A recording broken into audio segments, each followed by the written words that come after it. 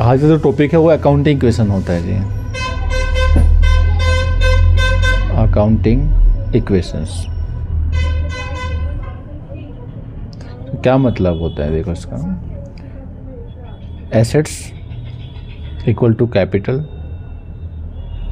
Plus liabilities.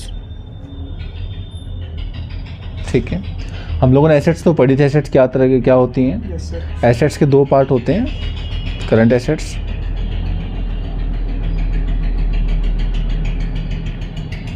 Plus fix assets, fixed assets.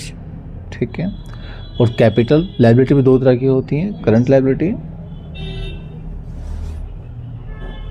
Plus long term liabilities. ठीक है, अब equation का मतलब यही है, ये बोला गया है कि एसेट्स जो होता है this is the combination of capital plus liability. यानी कि बिजनेस के अंदर दो चीज़ें होती है, तो आपने पैसा लगा रखा है, जो आपके पास पैसा पड़ा हुआ है कैपिटल कहलाती है, या फिर आपने बाहर से ले रखा है उधार में, लायबिलिटी होती है। उन दोनों को जोड़ दें तो हमारे पास टोटल एसेट निकल के आ जाती है कि मेरे पास एसेट की वैल्यू कितनी दे रखी है। ठीक है, इन केस यदि आप फाइंड आउट करना चाहते हैं कैपिटल के वैल्यू, तो आप क्या करोगे, एसेट्स में से माइनस कर दोगे लायबिलिटीज़ को, तो क्या निकल के आ जाएगी, कैपिटल। ठीक है, in case you want to calculate the liability value, तो एसेट्स माइनस क्या कर दोगे, कैपिटल से क्या निकल के आ जाएगा यहाँ पर, ये लायबिलिटीज़। ठीक है, तो इक्वेशन में हमें ये चीज़ सीखनी है कि हम लोग इसको करते कैसे हैं। क्लियर है, हमने यहाँ पे क्या करना है, जो एसेट्स हैं कैपिटल है और लायबिलिटीज़ है। ठीक है, एसेट्स के अंदर आपने कैश, जो भी करंट एसेट्स हैं, bank, stock, prepaid,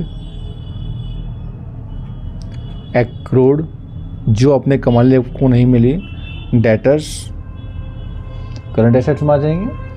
fix assets के अंदर furniture, plant, machinery, land and building. ठीक है, और एनी इन्वेस्टमेंट, कोई भी इन्वेस्टमेंट हो सकता है लॉन्ग टर्म के लिए। इन सब का जो टोटल होता है बराबर होता है कैपिटल प्लस लायबिलिटी के। लायबिलिटी में भी creditors, outstanding expenses, advance receive, किसी से आपने एडवांस में पैसा ले रखा हो, लॉन्ग टर्म में बैंक लोन, और भी तरह के लोन हो सकते हैं। ठीक है, अच्छा एक बात बताओ, जब हम लोग कोई बिजनेस शुरू करते हैं तो पैसा इन्वेस्टमेंट करते हैं, क्या कहलाती है, कैपिटल कहलाती है। अब यदि बिजनेस के अंदर कोई भी एक्सपेंस होता है तो क्या कम होता है, कैपिटल।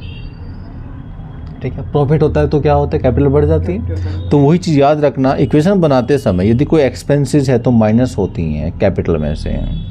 ठीक है, कोई भी लॉसेस है तो माइनस होते हैं किस में से, कैपिटल में से। कोई भी इनकम है तो क्या होती है, वो ऐड हो जाती है कैपिटल के अंदर। कोई भी प्रॉफिट है तो क्या होगा, वो ऐड हो जाएगा। किसी प्रकार का गेन है तो क्या होगा, वो ऐड हो जाएगा। यानी कि ये कहा जाता है assets equal to capital plus liability. लेकिन यदि कुछ भी बिजनेस के अंदर होता है, कोई कैश इंक्रीज होता है या कोई एक्सपेंसेस होती हैं, तो उसका इफेक्ट पूरे ही बिजनेस की एक्टिविटी पर पड़ता है। जैसे हमने एक्सपेंसिव पेमेंट करी तो कैपिटल कम होगी, उधर से कैश भी तो कम होगा ना जी। आपने कोई सैलरी दी है, चेक से दी है तो बैंक का बैलेंस कम हो जाएगा, कैश में दी तो क्या होगा, कैश का बैलेंस कम हो जाएगा। तो उसका इफेक्ट पूरे इसके ऊपर पड़ता है। तो सोल्व कैसे करते हैं, ठीक है, सेकंड पार्ट में देखेंगे हम लोग।